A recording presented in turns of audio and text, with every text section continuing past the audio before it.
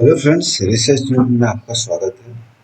आज हम यहाँ पर देखेंगे anaemia anaemia efficacy of test formulations in rat model of phenyl hydrogen induced anaemia. तो ये एक स्टडी मॉडल है एनीमिया का, और इसमें हम फिनाइल हाइड्रोजन से एनीमिया इंड्यूस करेंगे। ये स्टडी में मीन्स ये एनिमल स्टडी में।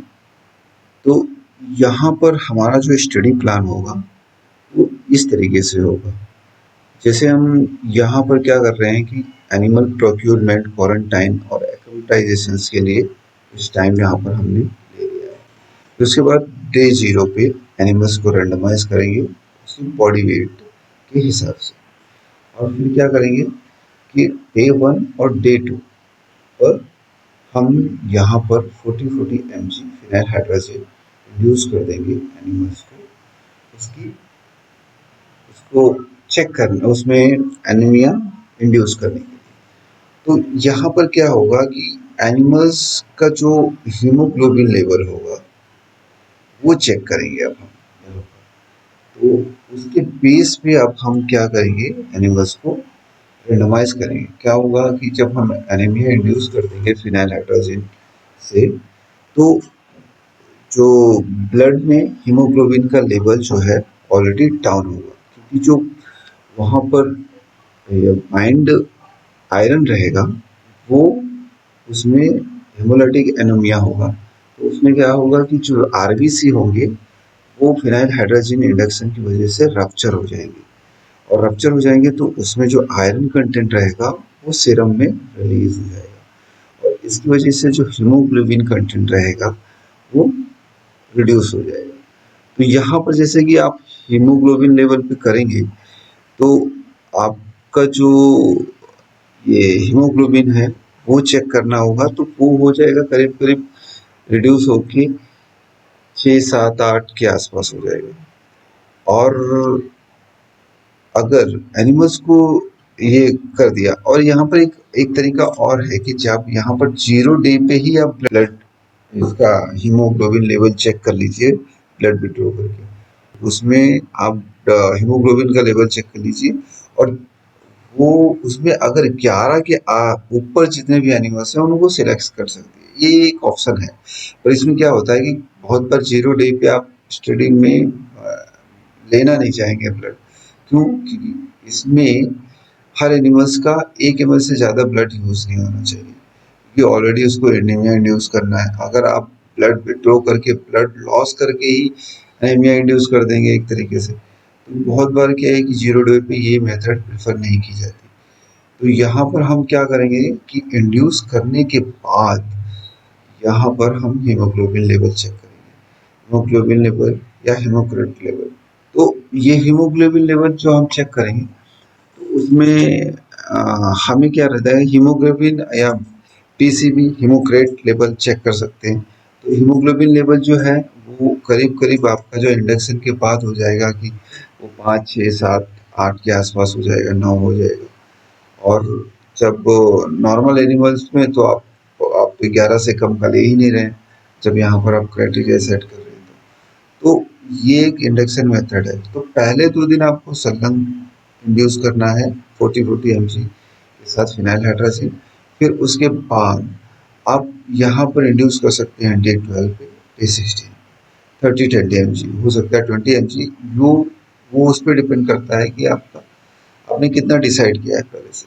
बहुत लिटरेचर में 20 mg भी दिया है, बहुत में 30 mg भी दिया है, और कुछ लिटरेचर्स में तो ये भी दिया है कि जब आप डिसीज कंट्रोल में चेक करेंगे इंडक्शन के बाद तो वो रिवर्स भी हो जाता है।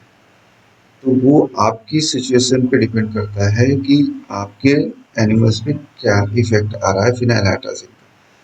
तो ये एक मेथड हो गया। तो हम यहाँ पर 12वें दिन पे चेक करेंगे, 16वें दिन पे चेक करेंगे इंड्यूस करके, 12वें दिन पे, 16वें दिन पे। यहाँ पर 12वें दिन पे इंड्यूस भी कर सकते हैं, और 13वें दिन पे आप चेक कर सकते हैं कि वहाँ पर हीमोग्लोबिन का लेवल कितना है।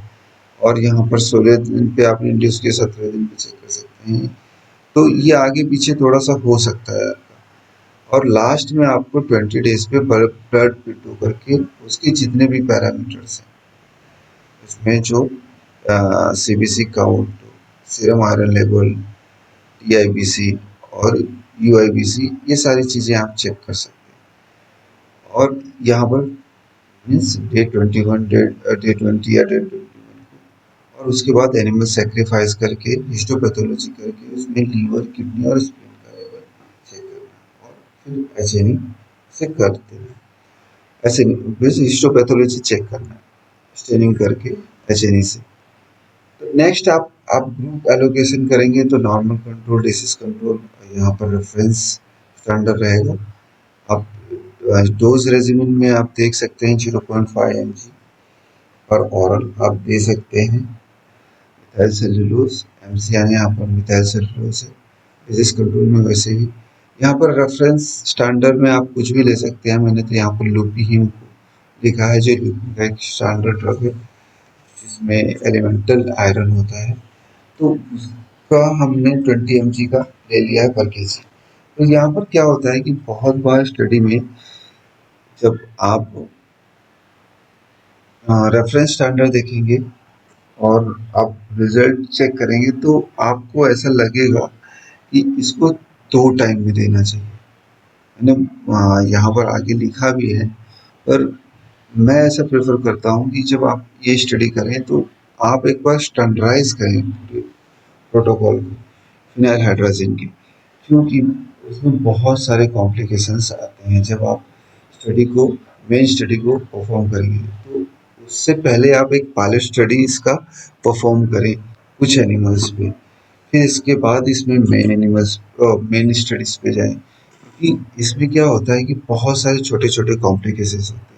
जैसे आप ल्यूपीहेम है या कोई आपने दूसरा स्टैंडर्ड लिया है, तो वो स्टैंडर्ड आपका पूरी तरह से ऐसा स्टैंडर्ड वर्क कर पाएगा कि नहीं, वो भी आपको चेक करना है। और दूसरी बात, आपकी उसमें जो वाटर लेवल है, जो आप एनिमल्स को पानी पिला रहे हैं आरओ का या किसी का टाइप 3 वाटर होता है बहुत परमिटेबल का, तो वो अगर आप दे रहे हैं तो उसमें भी आप एक बार आयरन कंटेंट चेक कर लीजिए कितना लेवल है, क्योंकि बहुत बार क्या है कि आपके एरिया में जो वाटर है वो आप देते हैं तो उससे क्या होता है कि वो ऑलरेडी बहुत सारा आयरन रखता है, पानी के अंदर रहता है, तो वो उसकी जो कमी रहती है जो इंडक्शन के बाद एनिमल्स विदाउट ड्रग ही वो पूरा हो जाता है। तो फिर वो कंडीशन ना आए इसके लिए आप पहले से वाटर लेवल चेक कर लीजिए। और ये आपके जो फॉर्मुलेशंस हैं, यहाँ पर ग्रुप में 8 एनिमल्स लिए हैं, ये आप पे डिपेंड करता है कि आपकी आईसी कितना अप्रूव करती है, 8 कर देती है, 10 कर देती है, कि कितना कर देती है। तो यहाँ पर एक्सपेरिमेंटल प्रोसीजर मैंने थोड़ा सा शॉर्ट में लिखा है जिससे कि आपको समझ पड़े। Healthy animal will selected randomized based on the initial concentration of haemoglobin. ये प्रोसीजर आप कर भी सकते हैं, नहीं भी कर सकते हैं, ये आप पे डिपेंड करता है कि अगर आपका एनिमल में बहुत बार क्या है कि ब्लड लॉस आपने विड्रॉ किया, तो बहुत ये नॉर्मली आप आइस से आप निकालेंगे ब्लड, ऑर्बिटल फ्लैक्सेस से आप ब्लड निकालेंगे, तो वो ब्लड जो होगा कि वो ज़्यादा मात्रा में गिर जाता है, तो उससे क्या होता है कि ऑलरेडी ब्लड लॉस की वजह से एनीमिया हो सकता है एनिमल्स को, क्योंकि आप फिर फिनाइल हाइड्रोजन तो देने ही वाले हैं। तो ये क्राइटेरिया आप रखना चाहते हैं कि नहीं रखना चाहते फर्स्ट डे पे, 0 डेज पे, ये आप पे डिपेंड करता है। तो यहाँ पर एनिमल्स बॉडी वेट के हिसाब से भी रेंडमाइज कर सकते हैं। फिर animals will be induced with the intraperitoneal injection of phenyl hydrazine 40 mg for initial 2 days, subsequently 30 mg on day 12 and 16। ये आपको मीन्स फिनाइल हाइड्रेशन का डोज इंडक्शन है, मीन्स एनीमिया के लिए, एनीमिया इंड्यूस करने के लिए। अब यहाँ पर नॉर्मल कंट्रोल में आप वही जो यूपीएम लेने वाले हैं और दोनों व्हीकल आप यहाँ पर ट्रीट करेंगे व्हीकल से, और नॉर्मल कंट्रोल और डिसीज कंट्रोल को। और all rat will be anaesthetised with 75 MPK ketamine combination with 10 MPK xylazine. तो यहाँ पर जब ब्लड एक्सक्रीशंस करते हैं तो वो 1 ml से ज़्यादा नहीं होना चाहिए और उसमें एनेस्थाइज करके आपको ब्लड विड्रॉ करना है। ये कंडीशन आपको यहाँ पर फुलफिल करना पड़ेगा, otherwise blood withdrawal blood loss की वजह से ही एनीमिया हो जाएगा। क्योंकि यहाँ पर आपको करीब करीब आप देखेंगे, पीछे मैं रिवर्ट जा रहा हूँ, तो यहाँ पर आप डे 0 पे ब्लड विड्रॉ कर रहे हैं, डे 3 पे, डे 12 के आसपास और डे 16 के आसपास और लास्ट में डे 20 पे। तो आप करीब करीब यहाँ पर 5 से 6 बार ब्लड विड्रॉ कर रहे हैं। तो इस कंडीशन में आपको क्या करना है कि 1 ml से ज़्यादा ब्लड विड्रॉ नहीं करना है। ये कंडीशन आपको फुलफिल करना है और बॉडी वेट और फूड कंजम्पशन आपको रिकॉर्ड करना है। आप वीकली भी कर सकते हैं और डेली भी कर सकते हैं। और the haematology analysis will be perform on 24 hours, means आप ब्लड कलेक्ट करने के बाद जो आपकी हेमाटोलॉजिकल एनालिसिस करने हैं, जो आपको पैरामीटर्स चेक कर रहे हैं, वो 24 आवर्स के अंदर ही कर लें, क्योंकि उसमें वेरिएशन आ सकता है। नेक्स्ट है the first set of the blood sample of all animals in all group will be collected before the induction of the animal। ये तो 0 डे पे आपको सारे उनका एक बार करना ही है अगर आप करना चाहते हैं तो।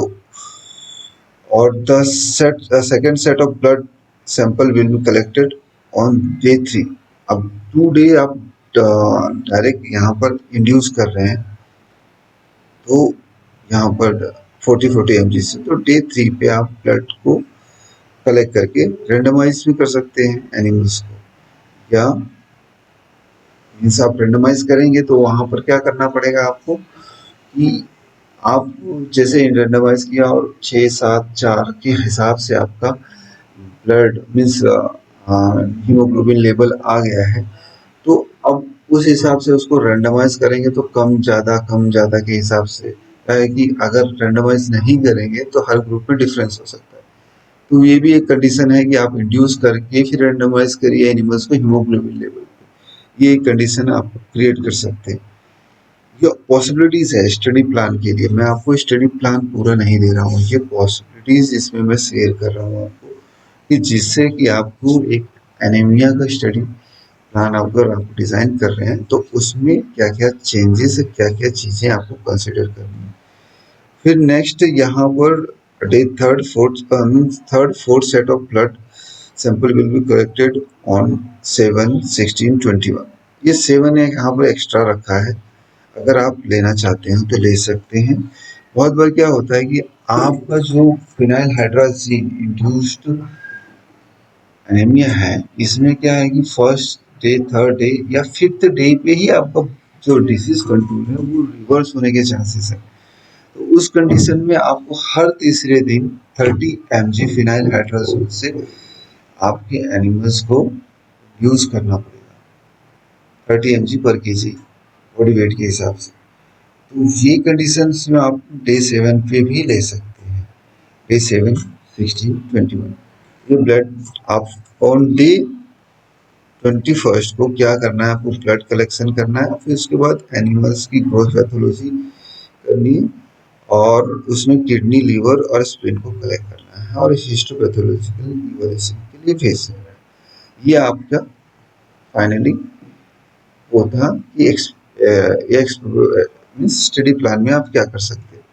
नेक्स्ट आप देखेंगे एंड पॉइंट मेजरमेंट। इसमें क्लिनिकल ऑब्जर्वेशन देखना है आपको, डेली बॉडी वेट और फीड कंजम्पशन आप देख सकते हैं, लिखना हो तो आप लिख सकते हैं, मैंडेटरी नहीं है इस एक्सपेरिमेंट में।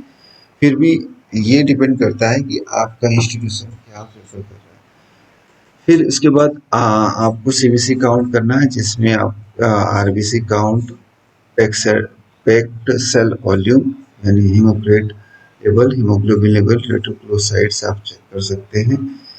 और रेटिकुलोसाइट्स जो है आपको चेक करने के लिए क्यों ज़रूरी है ये भी आप देख सकते हैं, क्योंकि बहुत बार क्या होता है कि जब आप एनीमिया इंड्यूस कर लिए हैं तो उसके बाद एरिथ्रोपोइसिस की प्रोसीजर परफेक्ट हो रही है कि इफेक्टिव तरीके से हो रही है कि नहीं, वो चेक करने के लिए रेटिकुलोसाइट्स को चेक करना पड़ता है।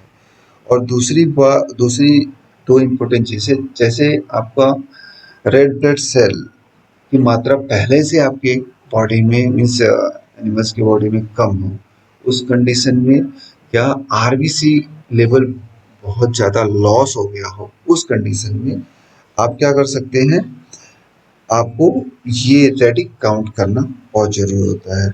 और दूसरा ये भी इसलिए भी ज़रूरी होता है, रेटिकुलोसाइट्स लेवल पे ये भी पता चलता है कि आपका जो ट्रीटमेंट है मीन्स आपका ड्रग इफेक्टिवली काम कर रहा है कि नहीं, वो भी रेटिकुलोसाइट्स की एक काउंटिंग पे बहुत बार निर्भर करता है। तो ये रेटिकुलोसाइट्स इसलिए ज़रूरी है। नेक्स्ट सीरम में हम क्या करेंगे, iron level, ferritin level, transferrin saturation ये भी चेक कर सकते हैं, टीआईबीसी, यूआईबीसी भी चेक कर सकते हैं।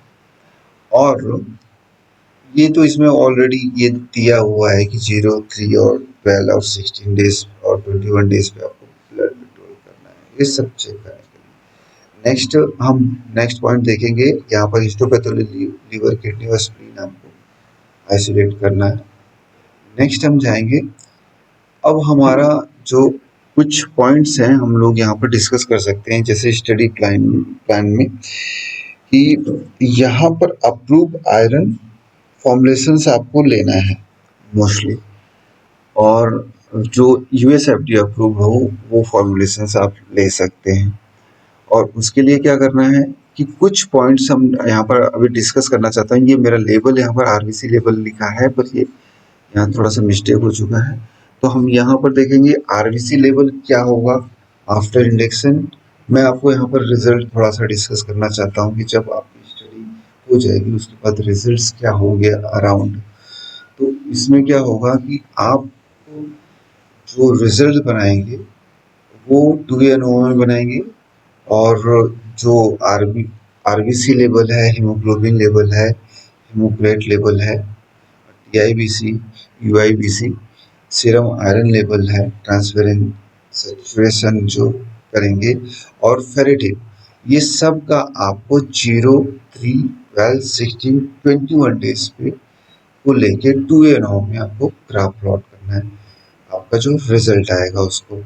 और यहाँ पर कुछ चीज़ें डिस्कस कर देता हूँ, जैसे कि आपका जो हीमोग्लोबिन लेवल रहेगा आफ्टर 4 इंडक्शन वो 11 से अब वो रहेगा, मीन्स 13, 14, 15 तक हो सकता है एनिमल्स पे, वो लैब के हिसाब से वेरी करता है। और आफ्टर इंडक्शन जो ये कम से कम 9 के नीचे होगा, 6, 7, 8, 9 के आसपास हो सकता है डिसीज कंट्रोल।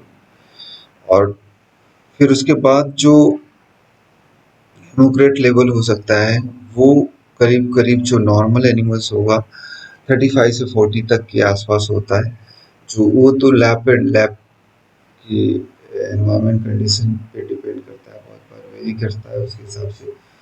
और आफ्टर इंडक्शन ये रिड्यूस होकर 20 के नीचे भी जाता है बहुत बार।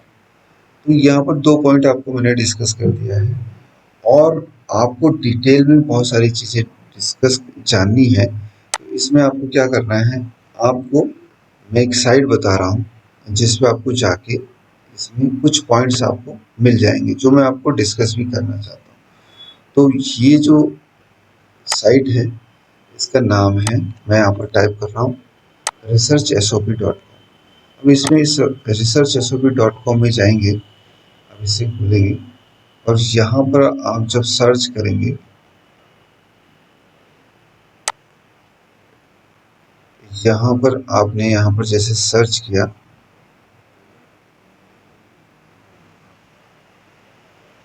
अनीमिया,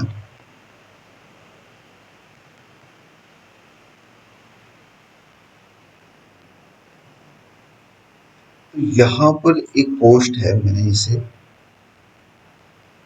पढ़ा था, standardisation of anaemia model in animals.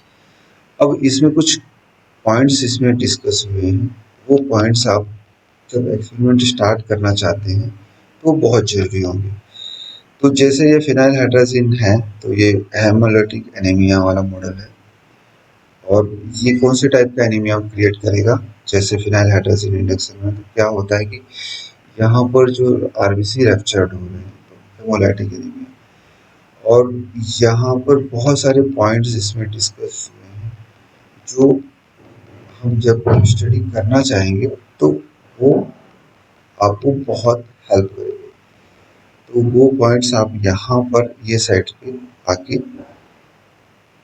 देख सकते हैं। यहाँ पर जैसे what are the US FDA approved formulations, जो आयरन आयरन कंटेनिंग फॉर्मुलेशंस कौन से हैं। The ferrous gluconate 12% elemental iron इसमें रहता है। फेरस सल्फेट 20% एलिमेंटल आयरन रहता है। फेरस फ्यूमोरेट 33% एलिमेंटल आयरन रहता है। उसी तरीके से यहाँ पर फेरस सक्सिनेट 35% एलिमेंटल आयरन है। तो ये सब पॉइंट्स आपको यहाँ पर देखने हैं। और following formulations are found in India as a iron supplement: iron dextran, sodium ferric gluconate, iron sucrose। तो ये फॉर्मुलेशंस इंडिया में यूज करते हैं। तो और बहुत सारे पॉइंट्स यहाँ पर डिस्कस्ड हुए हैं। तो ये आप यहाँ से आके रेफर कर सकते हैं, जो आपको स्टडी डिजाइन में बहुत हेल्प करेगी। तो कैसा लगा मेरा वीडियो कमेंट करके बताइए। और बहुत सारी स्टडीज़ जो प्री क्लिनिकल स्टडीज़ होती हैं वो मैं यहाँ पर मेरे एक ये जो प्लेटफॉर्म है मेरा रिसर्च नीड्स, इस पे मैं डिस्कस करना चाहता हूँ। तो आप कमेंट करिए, कमेंट करके मुझे ये बताइए कि आप कौन सी स्टडी करना चाहते हैं, तो मैं उस स्टडी से रिलेटेड मटेरियल या स्टडी प्लान आपको डिस्कस करूँगा। तो thank you for watching research needs. Thank you.